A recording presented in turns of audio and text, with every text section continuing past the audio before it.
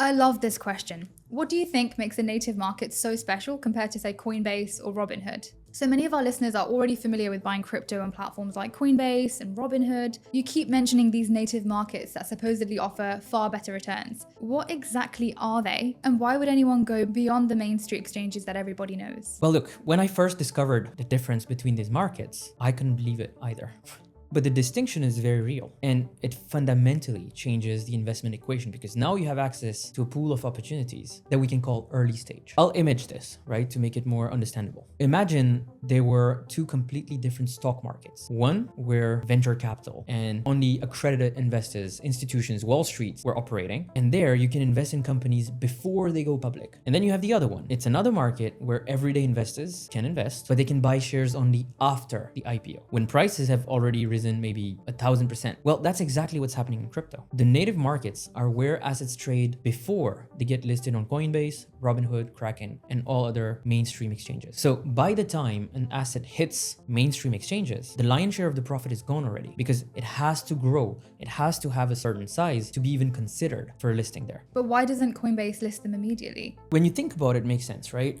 First of all, there are legal reasons like compliance. They need to conduct due diligence before listing new assets, which takes time and resources, right? So they're not going to do that for every token out there. There's like thousands of them. That's why they wait for a certain to reach a certain point in its life cycle. Second, there's a liquidity threshold. Mainstream exchanges want assets that already have certain liquidity, significant trading volume. They know there's demand because it has to be profitable for them to list it. Third thing, they actually benefit from this two-tier system because it's almost as if they had a bullpen, right? They can watch which assets are gaining traction in native markets. They can sometimes buy them themselves because they know that a listing is going to shoot up the prices initially, right? So they can make even more money doing that. What they also do is that they're going to use these assets and provide liquidity on them in the native markets to generate yields for themselves. So it's a big win for them. Can you give specific examples, Tan, of how kind of dramatic this difference can be between the two? Right. So most people here probably know about Solana, right?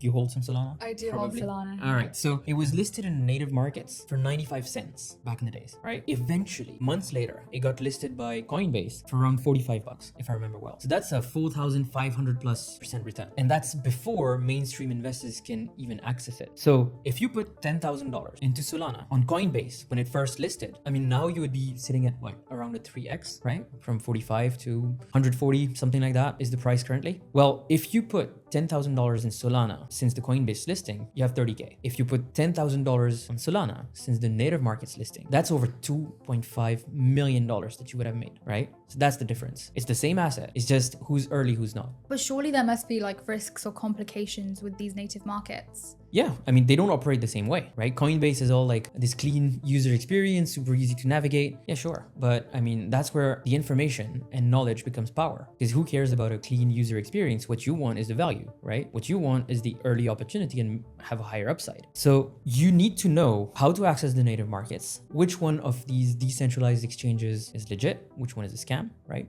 It has to be safe. And you have to be able to identify which assets have this insane upside potential and which ones are worthless because there's a lot of crap. So without proper guidance, I would say yes, these markets are riskier, but with the right system, meaning you know how to access them and how to use them, how to secure your assets and how to identify the right projects, then the native markets offer opportunities that the mainstream exchanges simply can't match. What I hear often is if these native markets are so advantageous, why isn't everyone using them? Before you joined our company, did you know they exist?